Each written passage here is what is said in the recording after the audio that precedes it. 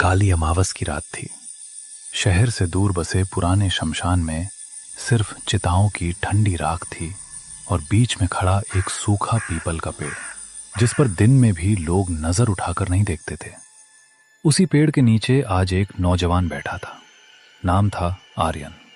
उम्र मुश्किल से 28-29। आंखों में नींद नहीं, सिर्फ लालच, डर और बेचैनी का मिला जुला साया।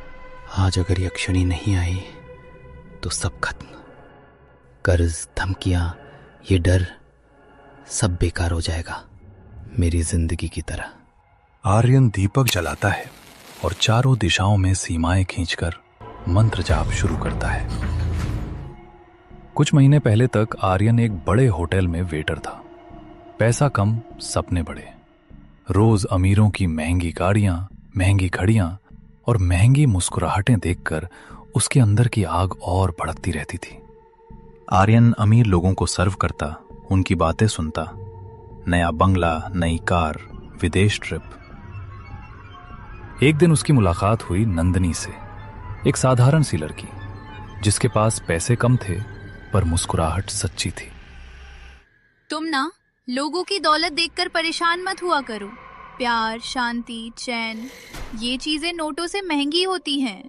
आर्यन असहज मुस्कुराता है। आंखों में बड़ा बनने की भूख साफ दिखती है। आर्यन, 1 हफ्ते में पैसे नहीं लौटाए तो तेरे हाथ पैर तोड़ दूंगा और तेरी नंदिनी को भी चैन से नहीं जीने दूंगा। यही वो रात थी जब उसने पुरानी सिटी लाइब्रेरी की तन्हा शेल्फ में रखी एक अजीब किताब देखी, यक्षिणी साधना और असाधारण धन। किताब ने वादा किया, इंसान से भी ज्यादा सुंदर एक शक्ति जो तुम्हारे लिए दुनिया की हर दौलत ला सकती है। बस एक शर्त, साधना पूरी करनी होगी। आर्यन की आंखों में चमक, दिमाग में लालच। आर्यन हर रात 12 बजे से 3 बजे तक शमशान में बैठकर वही साधना करता। मंत्र, दीपक, शराब, कच्चा मांस, लेकिन न कोई आवाज, न कोई आहट, न कोई संकेत। कहाँ हो? किताब ने झूठ बोला या तुम खुद डरपोक हो? आओ सामने, मुझे भी अमीर बनना है, किसी भी कीमत पर। अचानक सब शांत हो जाता है, सिर्फ उसकी सांसें सुनाई देती हैं।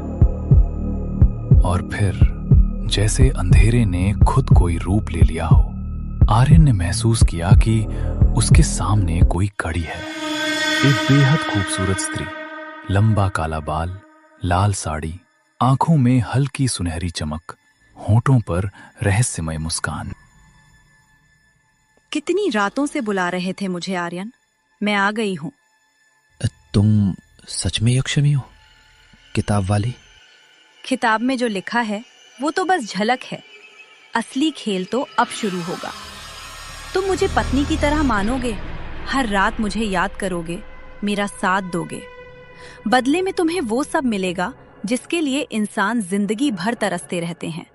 लेकिन एक शर्त। कौन सी शर्त? मेरे रहते किसी दूसरी औरत की ओर देखना भी मत। तुम्हारी नंदिनी, उसके नाम तक की जगह अब सिर्फ मेरी होगी। कुछ ही हफ्तों में आर्यन के पास सब था, नया फ्लैट, महंगी कार, डिजाइनर कपड़े। लेकिन एक और अजीब बात हुई, जो भी लड़की उसके करीब आती रहस्यमय मौत का शिकार होती। पार्टी की एक लड़की उसका हाथ पकड़ती है। अखबार की हेडलाइन, युवा महिला की संदिग्ध मौत। मैंने कहा था ना, मेरे होते किसी और को मत देखना। तुम्हारा प्यार सिर्फ मेरा है आर्यन, सिर्फ मेरा। एक रात आर्यन को फोन आया। नंदिनी अब सिर्फ उसकी यादों में बची थी। नंदिनी, ये सब मेरी गलती है। काश मैं उस रात शमशान ना गया होता, काश मैंने तुम्हें कभी अकेला ना छोड़ा होता। मुझसे गलती हो गई। तुम्हें चेतावनी दी थी मैंने, लेकिन तुम्हें नंदिनी की मुस्कुराहट ज्यादा प्यारी लगी ना। अब देखो, वो मुस्कान हमेशा के लिए जम गई है। दौलत थी पर चैन नहीं, घर था पर अपनापन नहीं, प्यार था पर अब सिर्फ यादों में। एक बुजुर्ग तांत्रिक टाइप बाबा प्रकट होते हैं। मुझसे गलती हो गई बाबा, मुझे बचा लो, मैं सब छोड़ दूंगा। यक्षिणी को प्रेमिका नहीं, मां की तरह साधना करनी, ये आग बुझाना आसान नहीं। आर्यन ने घर का वैभव छोड़ा। अमावस की रात को अभी भी पायल की आवाज आती है। तुम अब किसे चुनोगे, अपना लालच या अपनी जान?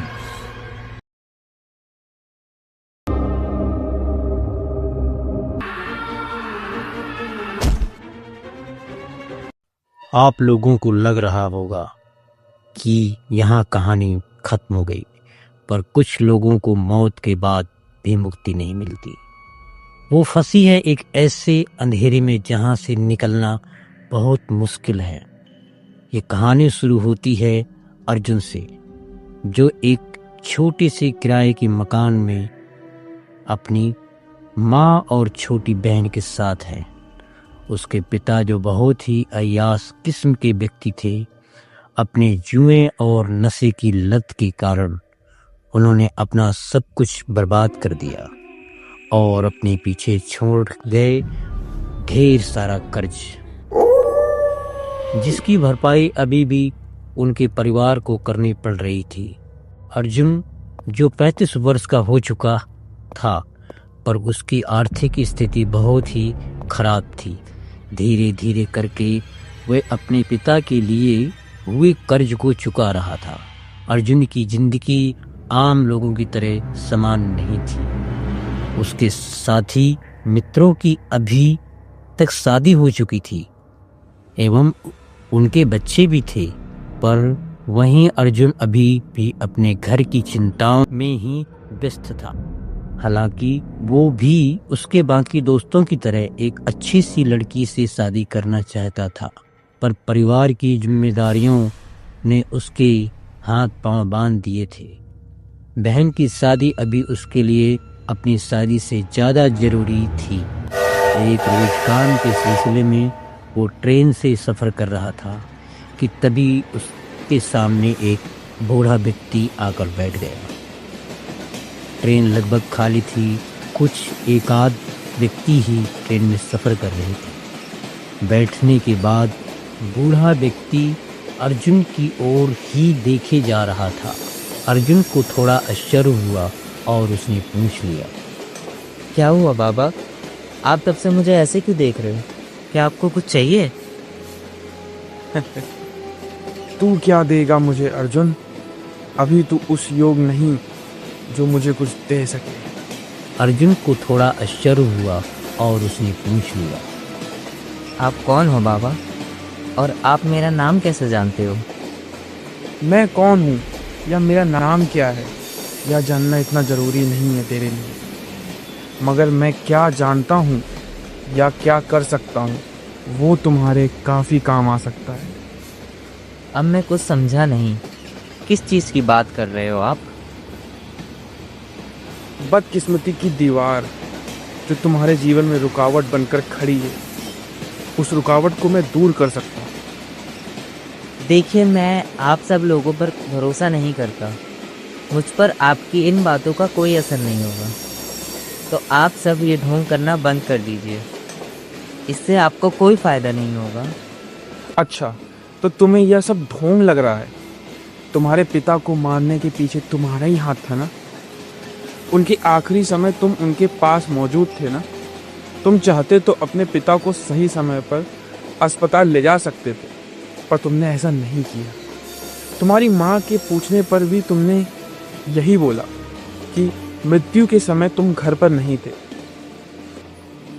पर हकीकत सिर्फ तुम ही जानते हो।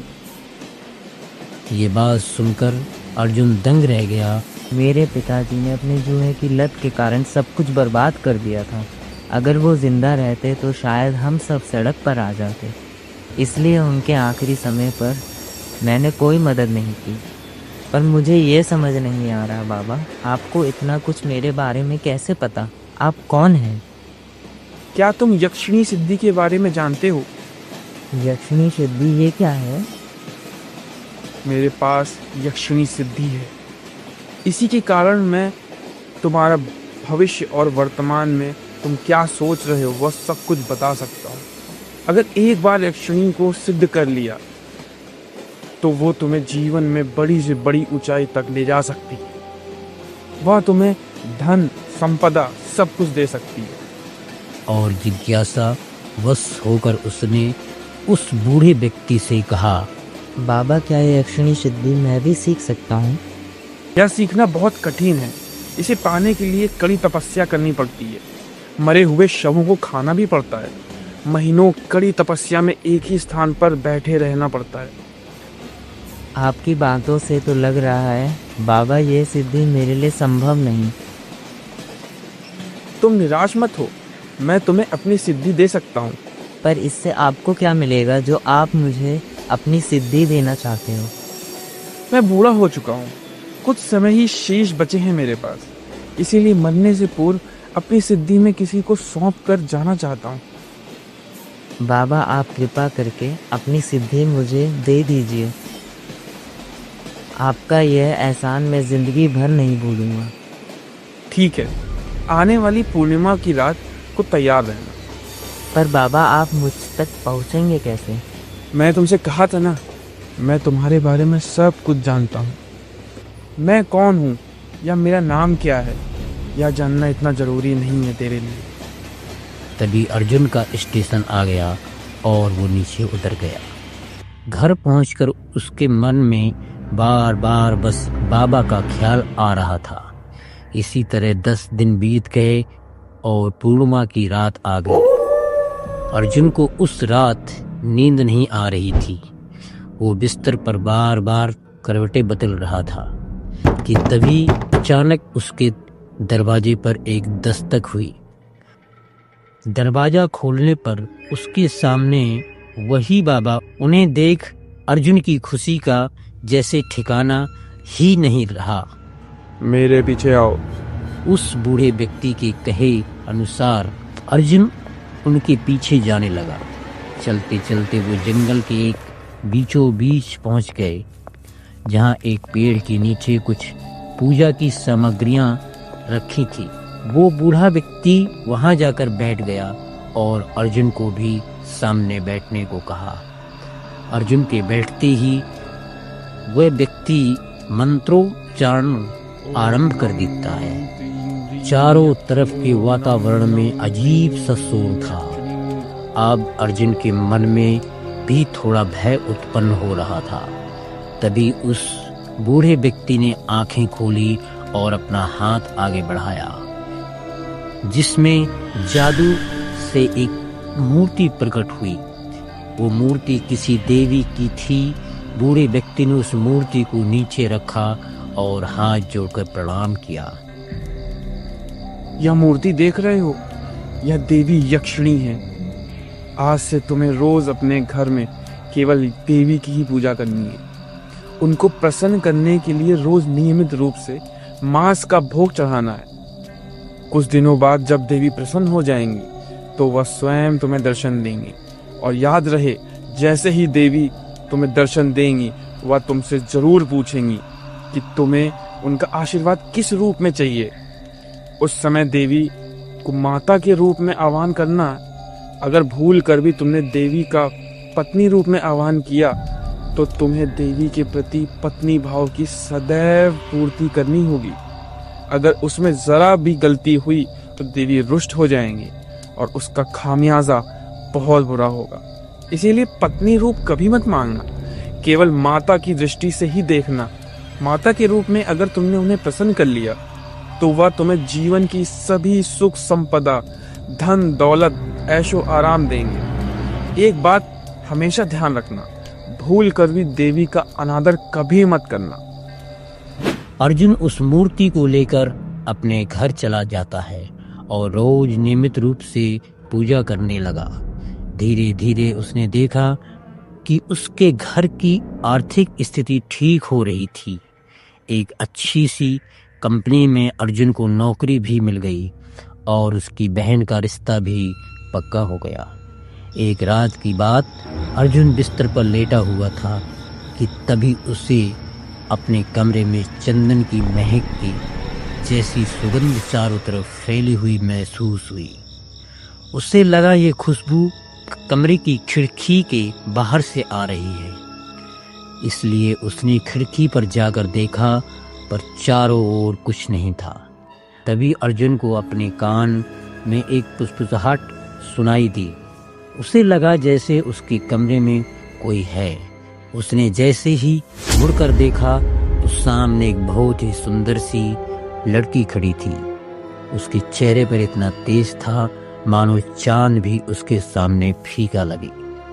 उसका शरीर सफेद मोती की समान चमक रहा था। अर्जुन उस लड़की को देख मानो अपनी शुद्ध बुद्धि ही खो बैठा था। उसने आज तक अपने जीवन में इतनी सुंदर लड़की कभी नहीं देखी थी। मैं तुम्हारे तप से प्रसन्न हुई अर्जुन। आज से तुम्हें अपने जीवन में कभी किसी चीज की कोई कमी नहीं होगी। बताओ, तुम मुझे अपने जीवन में किस रूप में चाहते हो? मैं हमेशा उसी रूप में तुम्हारे साथ रहूंगी। अर्जुन समझ गया था कि उसके सामने जो खड़ी है वो देवी यक्षिणी है, जिनकी पूजा वो इतने समय से करते आया था। उन्हें देख उसकी काम भावना बढ़ चुकी थी। उसने सोचा कि देवी के आशीर्वाद से पैसा, धन, दौलत सब कुछ हो ही जाएगा। पर क्यों ना अगर वह इतनी सुंदर देवी को ही अपने पास रख ले तो जीवन में उसे किसी भी चीज की कोई कमी नहीं होगी। इसलिए उसने देवी को पत्नी रूप में चुनने को सोचा। देवी, मेरी बस एक ही कामना है, मैं आपको अपनी पत्नी के रूप में चाहता हूँ। सोच लो अर्जुन, अगर मैं तुम्हारी पत्नी बनी तो तुम्हें मेरी खुशी का ध्यान रखना होगा और मेरे सिवाय जीवन में किसी और स्त्री की परछाई तक से दूर रहना होगा। गलती से भी मुझे कभी रुष्ट मत करना, वरना मैं जो तुम्हें दे सकती हूँ मैं वही तुमसे छीन भी सकती हूँ। ये सुन अर्जुन थोड़ा सकमका गया, पर उसके मन में लालच इतना था कि वो यक्षिणी की सारी बात मानने को राजी हो गया। धीरे धीरे अर्जुन शहर का बहुत बड़ा रईस आदमी बन चुका था। किसी भी चीज की उसके पास कोई कमी नहीं थी। यक्षिणी ने उससे सब कुछ दे दिया था जो उसने कभी सपने में भी नहीं सोचा था। अर्जुन ने कुछ समय यक्षिणी को बहुत खुश रखा, पर धीरे धीरे जैसे साल बीतने लगे उसकी उम्र बढ़ने लगी। अब वो पहले जितना जवान और फुर्तीमान नहीं था। उसका पुरुषार्थ धीरे धीरे ठंडा हो रहा था। एक रात की बात है, यक्षिणी हंसती हुई वो वैसे ही अर्जुन के करीब आने की कोशिश करती है। तभी अर्जुन ने कहा, सुनो, आज मैं बहुत थक गया हूँ, तो ये सब हम कल नहीं कर सकते? तुम्हें पता है ना तुम मुझे मना नहीं कर सकते। तुम्हें अपनी पत्नी के सुख का पूरा ध्यान रखना पड़ेगा। तभी अर्जुन ने मना करने पर यक्षिणी नहीं मानी और उसके साथ संभोग किया। वो रोज रोज संभोग से तंग आ चुका था। उसका शरीर भी अब उसका साथ नहीं दे रहा था, पर यह बात यक्षिणी समझने को तैयार ही नहीं थी। इसलिए अर्जुन के मन में धीरे धीरे यक्षिणी के प्रति गुस्सा उभरने लगा। वो यक्षिणी को पूजा करना, भोग लगाना और ये सब भी दिन प्रतिदिन भूलने लगा। पहले जो चीज उसे खुशी देती थी, अब वही चीज उसे बेड़ियों में लगी थी। वो अपने आप को किसी जेल के कैदी की तरह समझ रहा था, जिसे एक दिन की भी आजादी नहीं थी। एक रात की बात है, अर्जुन काफी नशे में था। तभी यक्षिणी प्रकट होती है। यक्षिणी को देखकर वो बहुत गुस्से में आ जाता है। आ गई तू मेरा जीना आराम करने के लिए? रोज रोज एक काम करते तू थकती नहीं है? हर रात मेरे पास चली आती है। हाँ, एक दिन तुझे मना करूँ तो फिर भी नहीं मानती। अरे पत्नी क्या ऐसी होती है? तू बस अपनी खुशी सोचती है। जब से मेरी जिंदगी में आई है, मेरे पास सब कुछ होकर भी कुछ नहीं है।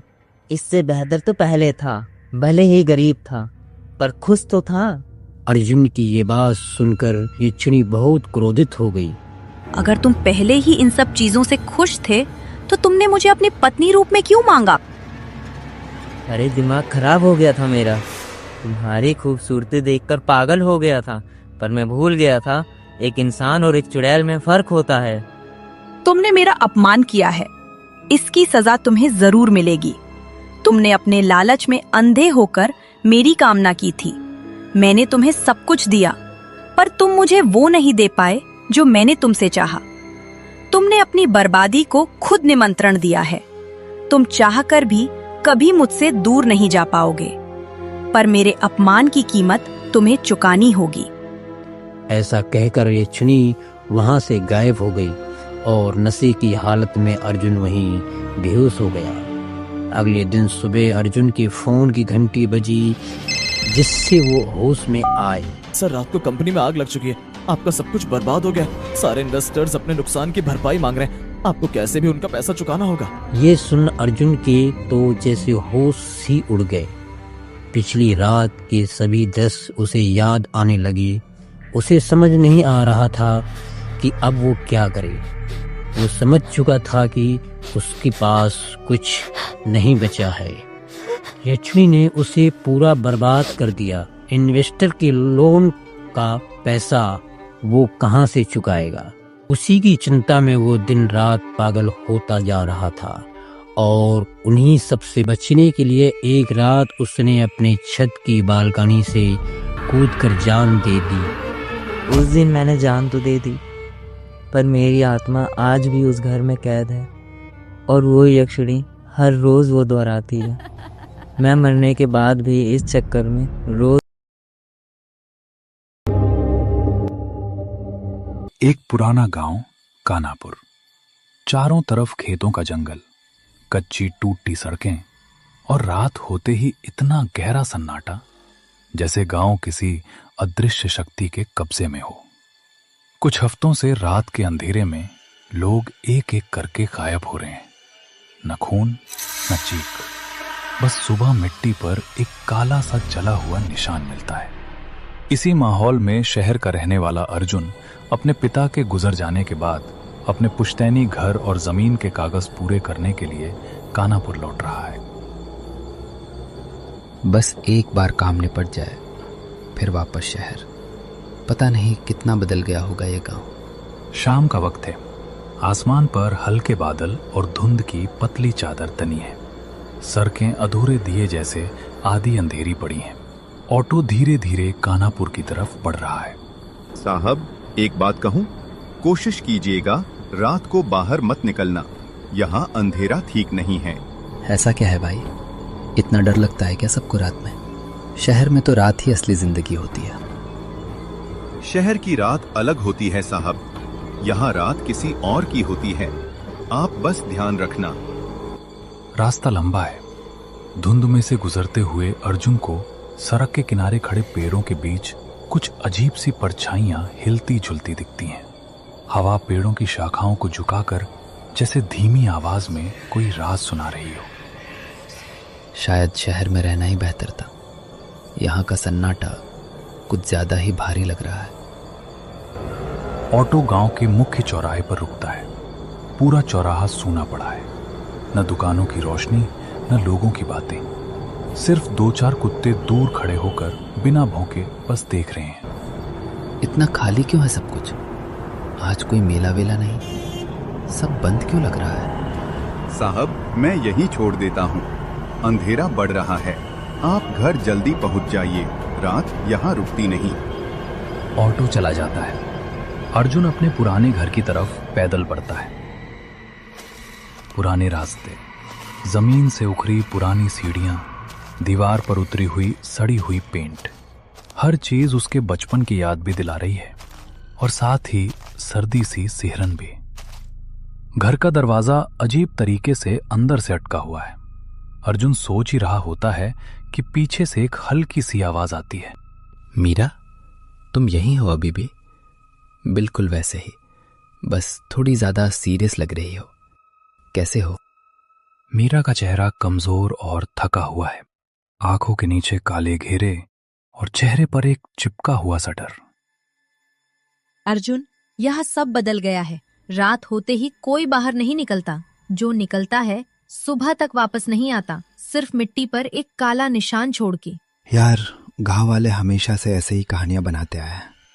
तुम भी उसी की बातों में आ गई। ये कहानी नहीं है अर्जुन। अगर तुम इसे मजाक समझोगे तो हो सकता है कल तुम्हारा ही निशान जमीन पर मिले। रात में यहाँ अजीब आवाजें आती हैं, परछाइयां चलते हुए दिखती हैं और कोई तुम्हारा नाम लेकर बुलाता है। अर्जुन उसे समझाने की कोशिश करता है, लेकिन उसके दिल के कोने में हल्का सा डर बैठने लगता है। गांव का सन्नाटा अब उसे धीरे धीरे जकड़ने लगता है। रात गहरी होती जा रही है। अर्जुन अपने पुराने कमरे में बैठा है। खिड़की के बाहर धुंध की मोटी चादर है, जिसके पीछे से कभी कभी कोई अनदेखा सा साया गुजरता नजर आता है। हवा दीवार के कोने, पुरानी लकड़ी के दरवाजों और खिड़कियों के सुराखों से गुजरते हुए ऐसी आवाज कर रही है जैसे कोई धीरे से जुबान हिलाकर कुछ बोल रहा हो।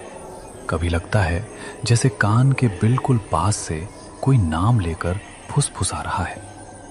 ये सब बस थकान है। इतने सालों बाद यहाँ आया हूँ, इसलिए सब कुछ अजीब लग रहा है। काम निपटाकर जल्दी निकलना होगा। अगली सुबह अर्जुन गांव की गलियों में निकलता है। हर घर का दरवाजा आधी शाम से पहले ही बंद कर दिया जाता है। लोग जल्दी जल्दी काम निपटाकर चुप हो जाते हैं। चौपाल खाली है और कुछ कुत्तों की आंखें उसे दूर से घूरती हुई सी लगती हैं। इसी बीच उसे गांव का पुराना पंडित दिखता है, दुबला पतला, बहुत बूढ़ा, लेकिन आवाज अभी भी तेज। अर्जुन, पिताजी गुजर गए। जमीन और घर के कागज पूरे करने आए बिना काम नहीं बनेगा।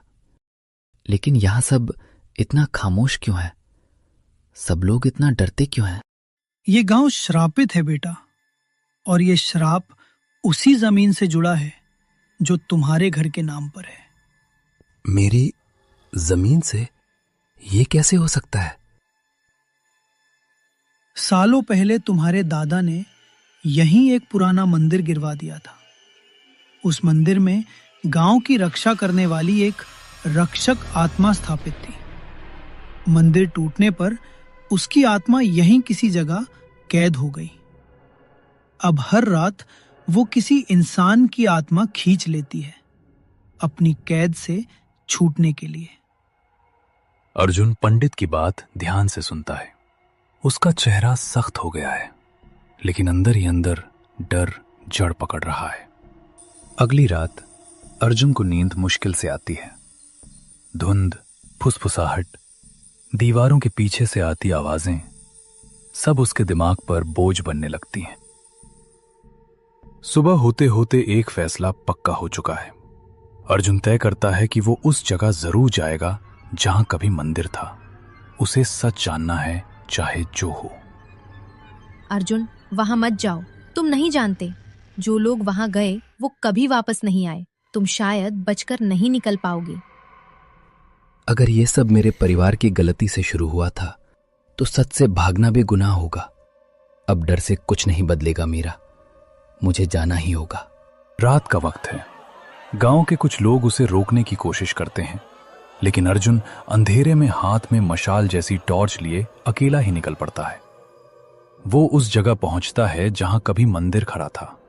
अब सिर्फ जली हुई मिट्टी, टूटे हुए पत्थर और बीच में एक पुराना सा बुझा दिया पड़ा है।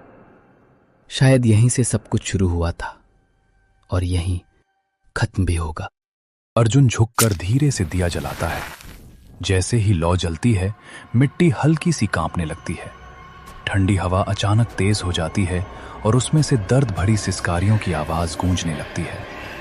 कौन है वहां? अपने आप को दिखाओ। पीछे से कदमों की आहट आती है।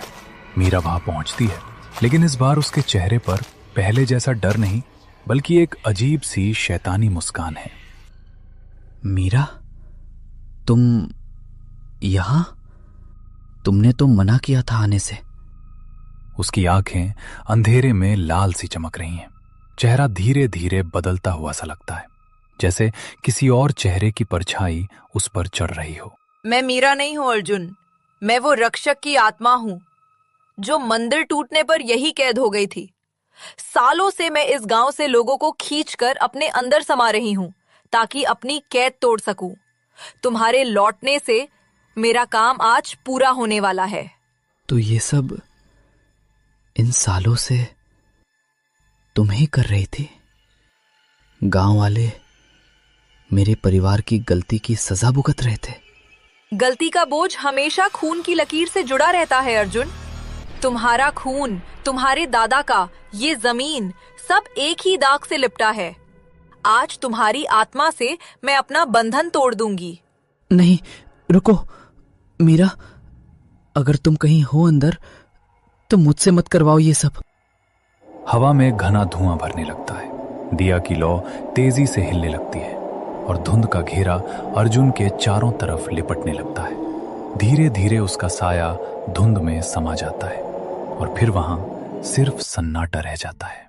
सुबह होते ही गांव में खबर फैलती है कि अर्जुन भी रात भर घर नहीं लौटा। कुछ लोगों को उस जगह के पास मिट्टी पर एक नया गहरा काला निशान मिलता है। लोग और ज्यादा डर के साए में जीने लगते हैं। कानापुर की धुंध अब और भी घनी हो गई है। रास्ते, पेड़, खेतों के किनारे सब कुछ जैसे एक नई कमी को महसूस कर रहा हो। मीरा का रूप धुंध में कहीं भी उभर आता है। वो रात को गांव की गलियों में आजादी से घूमती है, हर रात एक नए शिकार की तलाश में। और किसी को नहीं पता अगली रात किसके घर का दरवाजा खुलने की हिम्मत करेगा और किसका साया सिर्फ दीवार पर रह जाएगा।